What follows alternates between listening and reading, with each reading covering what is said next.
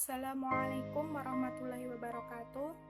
Alhamdulillahirrabbilalamin. Wassalatu wassalamu ala asrafil anbiya'i wal mursalin wa ala alihi washabihi ajma'in. Pertama, marilah kita panjatkan puji syukur kepada Allah Subhanahu wa Ta'ala atas rahmat yang telah Allah berikan kepada kita. Tak lupa sholawat dan salam kita haturkan kepada junjungan Nabi besar Nabi Muhammad Sallallahu Alaihi Wasallam. Semoga kita mendapatkan syafaatnya di Yaumul Qiyamah kelak. Amin ya Rabbal Alamin. Di sini saya akan menyampaikan mengenai analisis Pancasila dalam perspektif Islam. Pancasila merupakan ideologi negara Indonesia. Pancasila berasal dari bahasa Sanskerta, di mana panca artinya 5 dan sila artinya dasar. Jadi, Pancasila adalah 5 dasar negara Indonesia. Usulan penggunaan kata Pancasila disampaikan oleh Insinyur Soekarno yang diambil dari buku Negara Kertagama karangan Empu Prapanca. Pancasila pada hakikatnya merupakan landasan dasar falsafah dan ideologi negara yang diharapkan menjadi pandangan hidup bangsa Indonesia sebagai dasar pemersatu, lambang pemersatu, dan kesatuan serta sebagai pertahanan bangsa dan negara Indonesia. Selanjutnya saya akan menjelaskan tentang agama Islam. Agama Islam merupakan agama rahmatan lil alamin yang diturunkan kepada para nabi sejak Nabi Adam alaihissalam hingga Nabi Muhammad sallallahu alaihi wasallam. Selanjutnya saya akan menjelaskan tentang Al-Quran. Al-Quran berasal dari kata qara'a ya'ra'u Qur'ana. Artinya bacaan atau sesuatu yang dibaca. Al-Quran merupakan kalam Allah yang diturunkan kepada Nabi Muhammad SAW melalui perantara malaikat Jibril secara mutawatir. Langsung saja ke pembahasan analisis Pancasila dalam perspektif Islam. Sila pertama yang berbunyi ketuhanan yang Maha Esa mengandung pengertian bahwa bangsa Indonesia mempunyai kebebasan untuk menganut agama dan menjalankan ibadah sesuai dengan ajaran agamanya masing-masing. Selain itu, pada sila pertama mengajak warga negara Indonesia untuk mewujudkan kehidupan yang selaras, serasi, dan seimbang antar sesama warga negara. Hal ini sudah tercantum dalam Quran Surat Al-Ikhlas ayat 1-4. A'udzu billahi minasyaitonir rajim. Bismillahirrahmanirrahim. Qul huwallahu ahad. Allahus samad. Lam yalid wa lam yulad wa lam yakul lahu kufuwan ahad. Artinya, katakanlah Muhammad, dialah Allah yang Maha Esa. Allah tempat meminta segala sesuatu. Allah tidak beranak dan tidak pula diberanakkan, dan tidak ada sesuatu yang setara dengan Dia. Quran Surat Al-Ikhlas ayat 1-4. Hubungan sila pertama dengan ruang lingkup Islam. Sila pertama ini menggambarkan bahwa Indonesia memiliki landasan yang berbunyi ketuhanan yang Maha Esa. Dengan sila pertama ini mencerminkan pengertian tauhid, bahwa pemeluk agama lain dapat menerima dan meyakini ajaran agamanya masing-masing.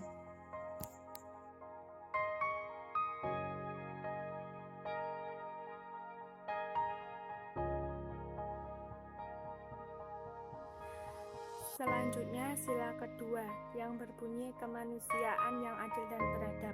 Sila kedua ini bermakna bahwa bangsa Indonesia menghargai dan menghormati hak setiap individu. Hal tersebut sudah tercermin dalam Quran Surat An-Nisa ayat 135. A'udzu billahi minasyaitonir rajim. Bismillahirrahmanirrahim. Ya ayyuhalladzina amanu kunu qawwamina bil qisti syuhada'a lillahi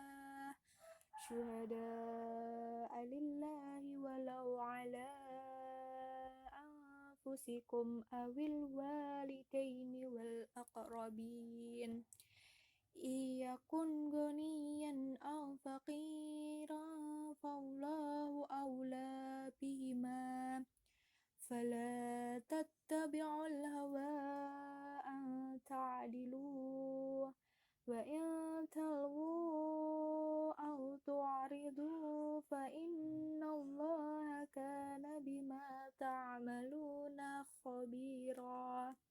Artinya, wahai orang-orang yang beriman, jadilah kamu penegak keadilan, menjadi saksi karena Allah, walaupun terhadap dirimu sendiri atau terhadap ibu bapak dan kaum kerabatmu, jika dia yang terdakwa.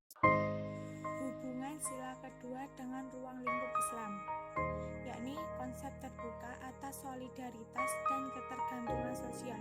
Islam mengakui atas semua hak manusia.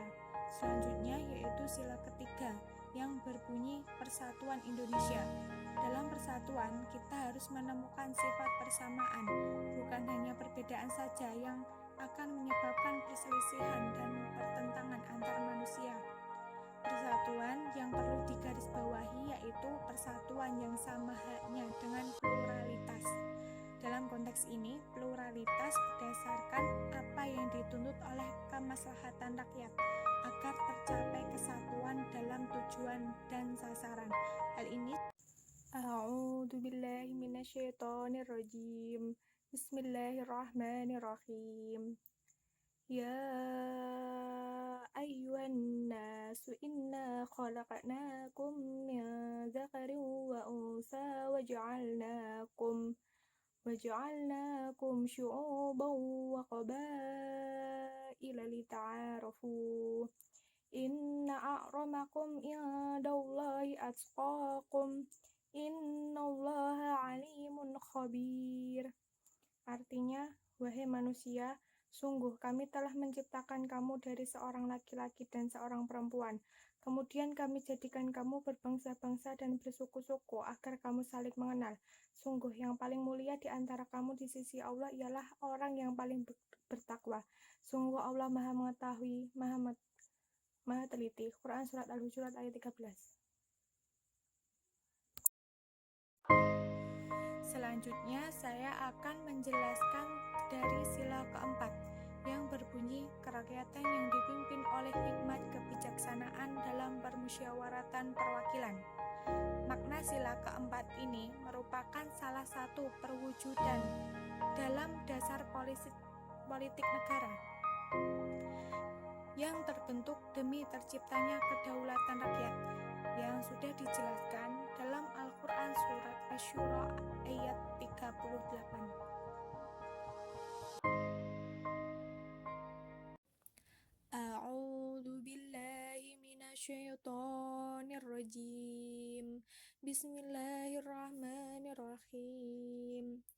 Walladzina istajabu li rabbihim wa aqamus shalah wa amruhum syura bainahum wa mimma razaqnahum yunfiqun. Artinya, dan bagi orang-orang yang menerima, mematuhi seruan Tuhan dan melaksanakan sholat, sedang urusan mereka diputuskan dengan musyawarah antar mereka, dan mereka menginfakkan sebagian dari rezeki yang kami berikan kepada mereka. Quran Surat Asy-Syura ayat 38. Hubungan sila keempat dengan ruang lingkup Islam, yaitu semangat yang terkandung dalam sila ini merupakan semangat untuk melawan segala bentuk tirani. Dalam Islam sendiri, menolak dengan tegas kekuasaan yang terpusat serta memprioritaskan kepada individu atau segelintir elit tertentu. Kekuasaan yang terkumpul pada satu individu tertentu mengakibatkan penyalahgunaan kedudukan atau kekuasaan seseorang dalam mengambil suatu keputusan dan kebijakan.